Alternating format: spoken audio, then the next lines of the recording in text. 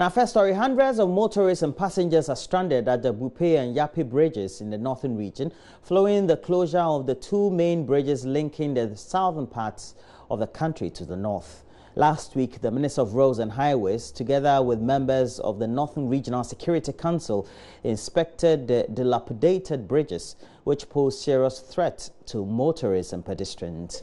The minister ordered the closure of the bridge for major rehabilitation work to begin.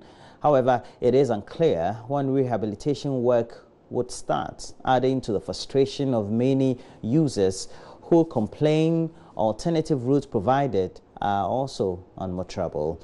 Hashmin Mohammed has more on this. It's been 6 days since the closure of the Bupe and Yape bridges linking the southern part of the country to the northern regions for major rehabilitation work to commence. This is the third major rehabilitation works by the Ghana Highway Authority for these two bridges this year alone, which poses as a threat to pedestrians and motorists. There are no signs of construction equipment at the two bridges to start the rehabilitation works, which had been cited as the reason by the Ministry of Roads and Highways for the closure. Several articulated trucks carrying perishable goods and animals heading to the northern regions and other neighboring countries are parked here without any success of crossing the bridge. Some of the stranded passengers and drivers have been sharing their frustrations with JoyNews. I'm from Kumasi to Burkina Faso. So yebedru hano yankafi anchese ebia yankafi anchese bridge no abu ana se aye bibi nti yebedru ha ta sport wa na ye break cars ni nyina sesi aye to say more than 5 days you are there, so I don't know what we're doing.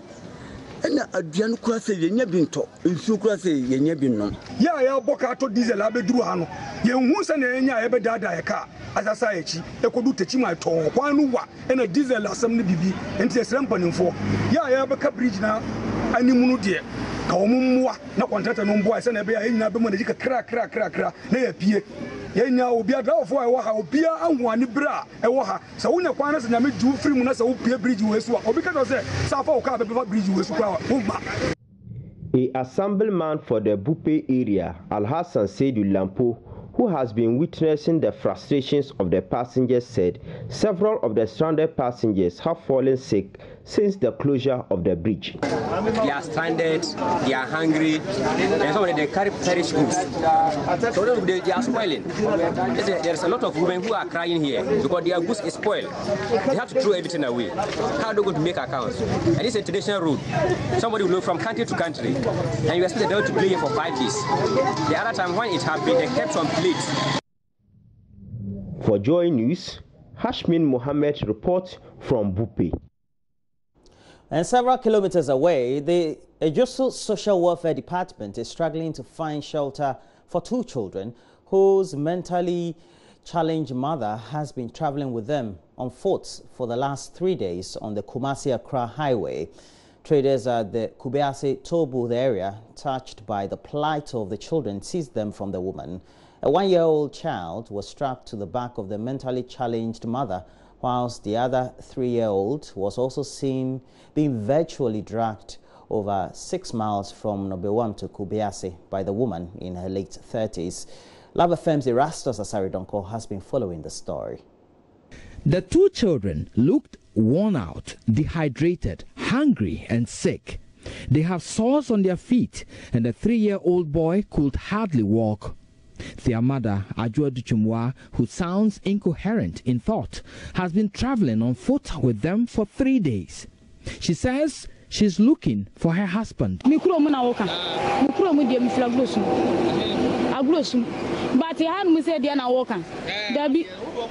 I hail from Agoyesu. I've been walking with them from Kumasi. Their father is at Mpatuem. He's called Kofi. He's christened Stephen Duku.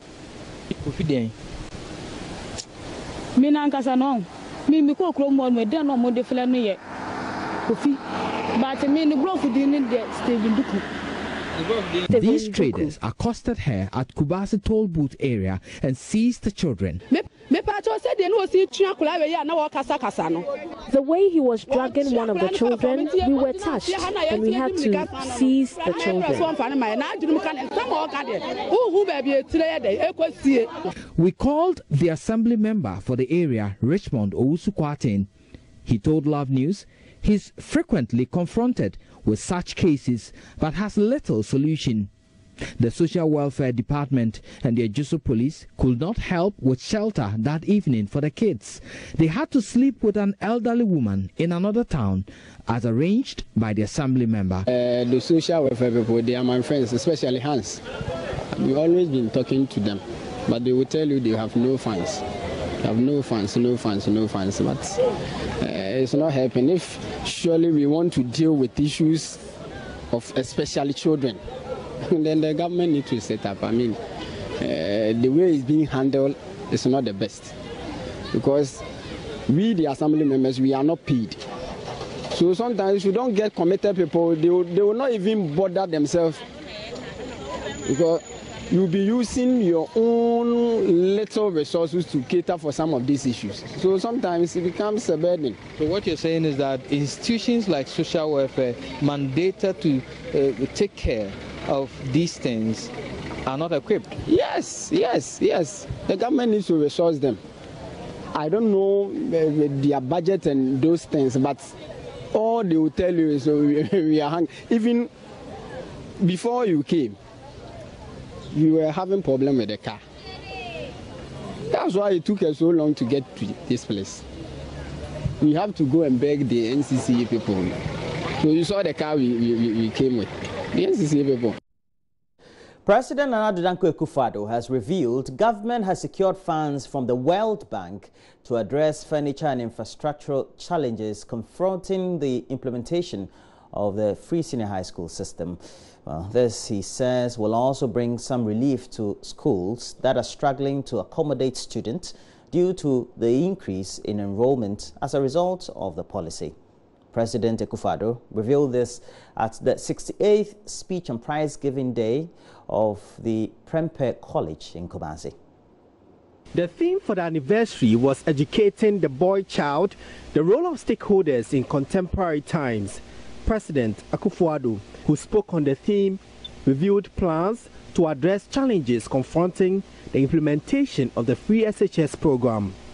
Yes, there are teething problems and challenges confronting the policy, as there would be with any new bold initiative.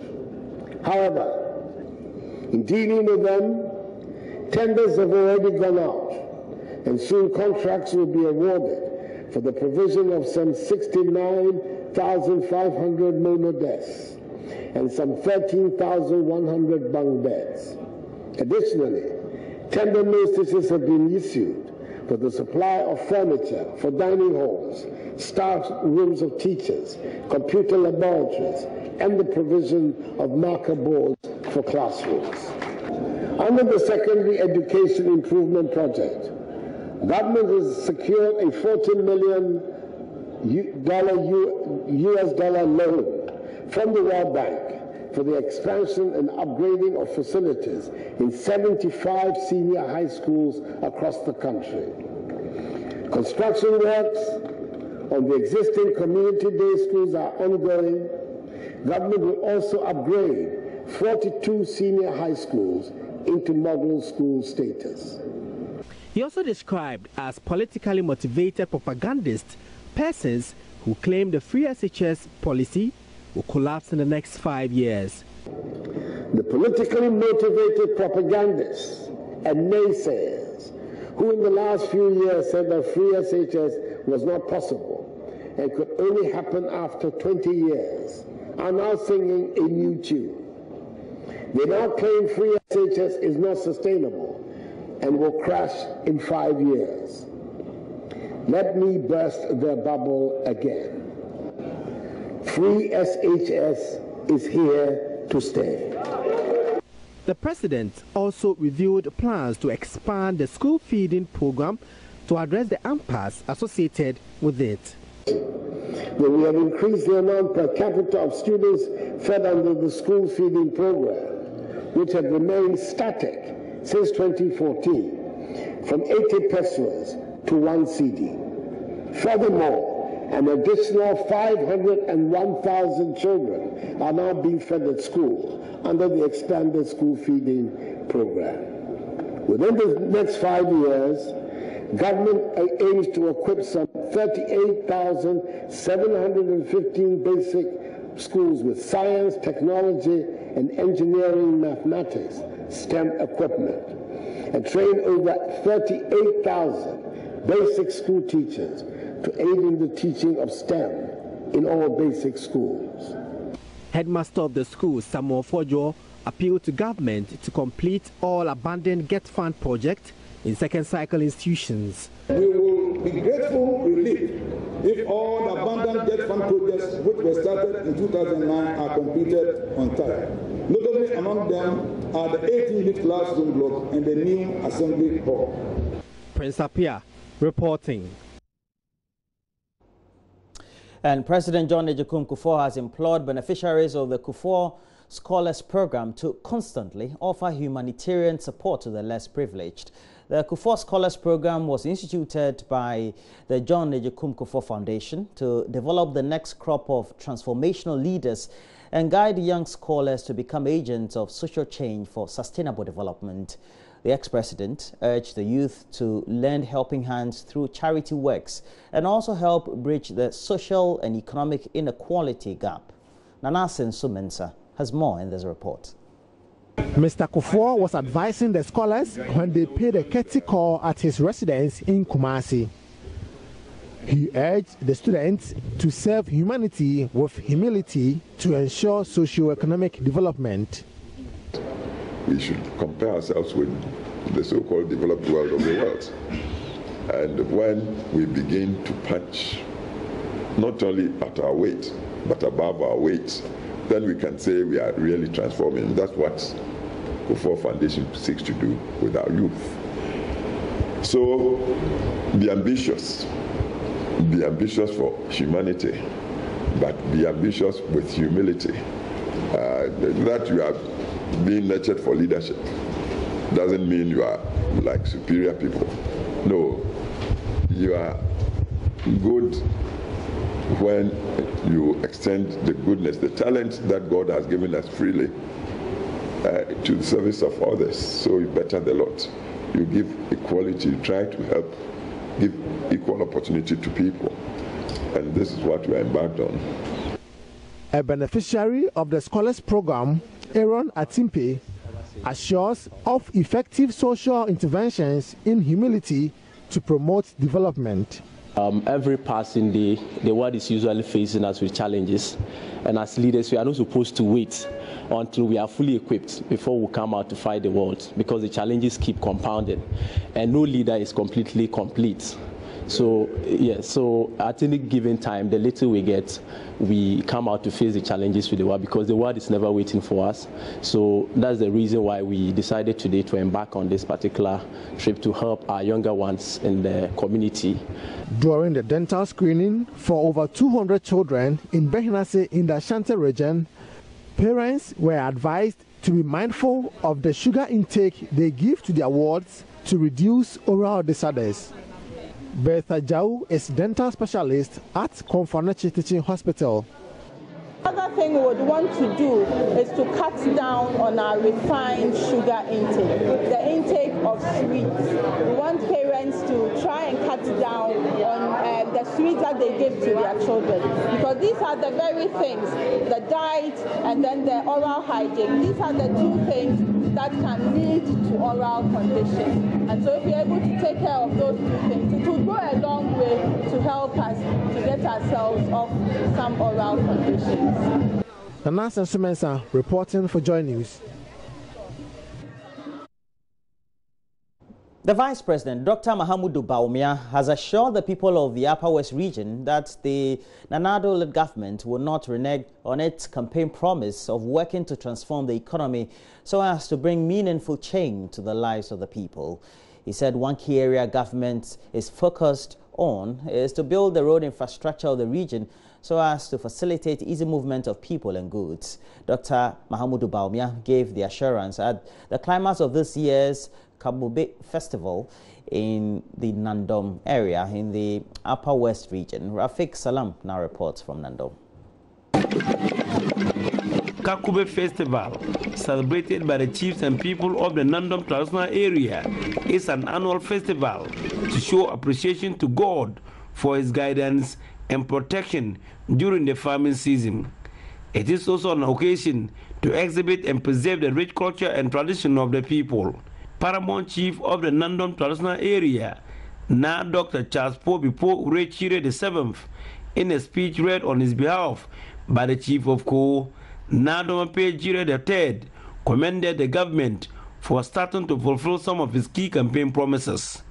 One key thing, however, on the wish list of the Nandom Paramount Chief is an appeal to the government to construct railway lines from Accra to Hamele, which he said will facilitate trade between the people and some neighboring countries. Bobo Dioulasso, the industrial hub of Burkina Faso, as well as a transit hub for trade travels, is only 272 kilometers from Nandom. We believe that a rail on this route will offer comparative advantages that can attract maritime businesses to our Tema and Takoradi ports from importers in Burkina Faso, Mali, and Niger. Vice President Dr. Mahamudu Bawumia assured the people that President Akufo-Addo will not renege on his campaign promise and will do everything possible to ensure that roads in the Upper West region are given a facelift. The Wa-Lora Nandom Hamele road forms one of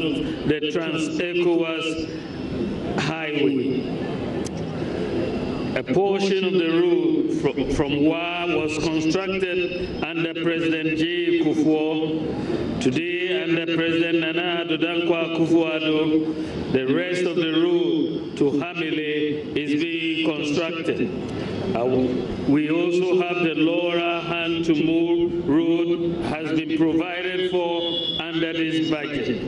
I want to give you government's assurance that the entire work will be completed. For some time now, there have been leadership disputes among members of the Orthodox Muslim faith at Nandom as to who is the rightful leader, a situation which led to simmering tension in the area, leading to the closure of the Orthodox Central Mosque.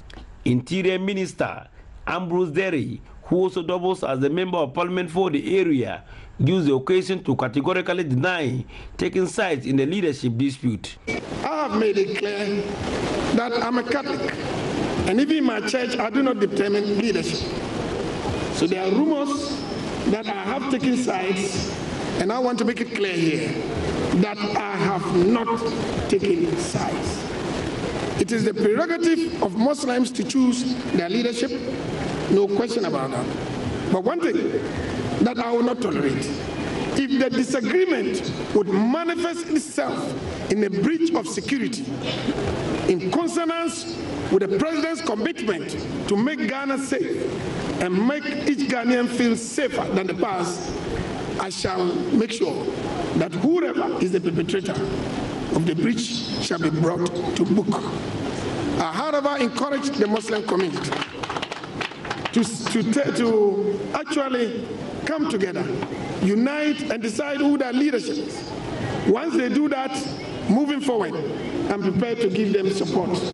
Upper West Regional Minister Alhaji Suleiman Al-Hassan expressed concern over the increasing rate of armed robbery in the region. He, however, disclosed they have devised what he called homegrown solutions to curb it.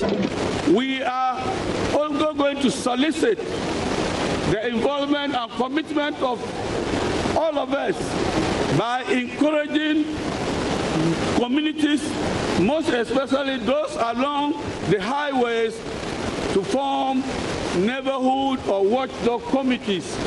With the support of all of us, we think if these are implemented, these menace will be curbed or reduced drastically.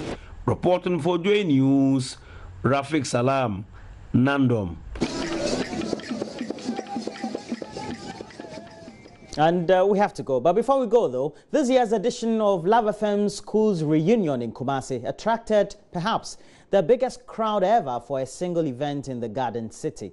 Participating old schoolmates, companies and other associates had an unforgettable experience. Love FM's Mona Lisa Frimpong was at the event and has filed this report. Welcome to the Baba Yara Sports Stadium, where one of the biggest events in Kumasi is happening live. And of course, it's the Love FM Old School Reunion. Well, you can see the atmosphere is packed, it's heated, and of course, I don't have words to say. But the KTI guys are already here with their T-squares, and of course, they are shooting morale, as they say. Let's go and get more of the action.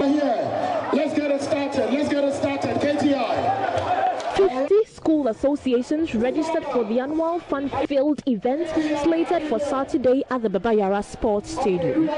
Rousing in-studio performances have already set the tone for Saturday. The T-Square boys of the Kumasi Technical Institute couldn't stop cheering up the crowd. Where is Oti? Where is high school?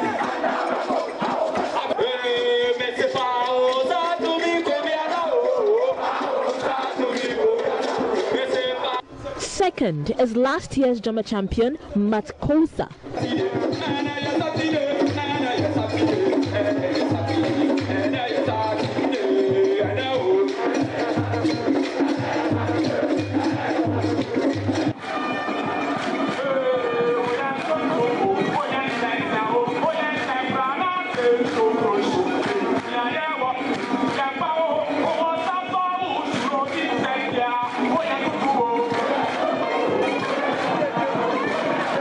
Titans from the University of Education, Winneba.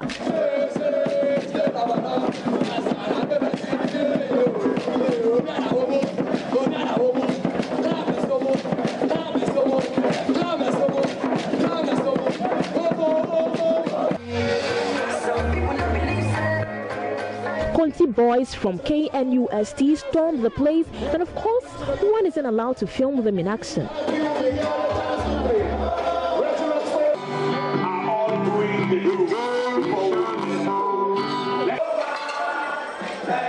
Ashanti Hall couldn't wait to shake the atmosphere.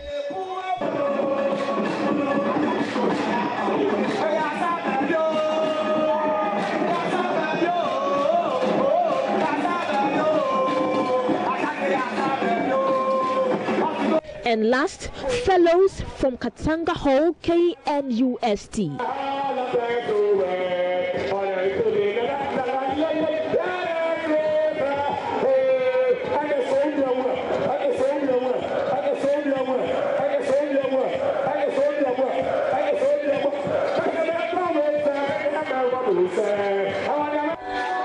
This was followed by the eating competition, and KTI's Lion wouldn't give away.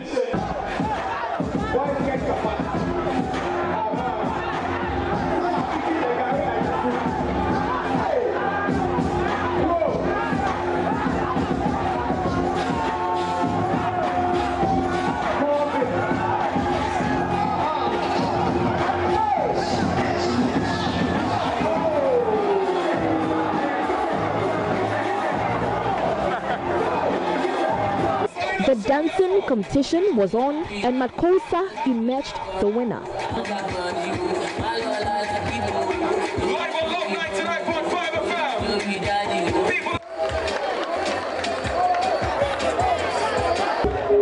Thank you very much, Salim. The night couldn't come to an end without Kumasi's finest lyricist, Kaboom,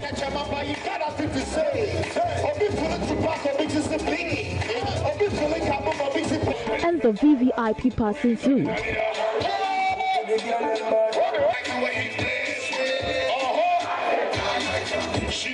This is going to be bigger. James Hemmans is an event and promotions executive. The climax of the whole event, performances from the legendary VVIP, and of course the youth man, Kaboom has been awesome. So I can say the 11th edition of the Schools Reunion has been the best. So you have seen for yourself all the fun-filled packed activities which have taken place. Of course, it's the Love 99.5 FM Old Schools reunion with Matkosa emerging the winner in both the JAMA and all the sporting activities. It's been with me, Mona Lisa Frimpong, reporting for JoyNews.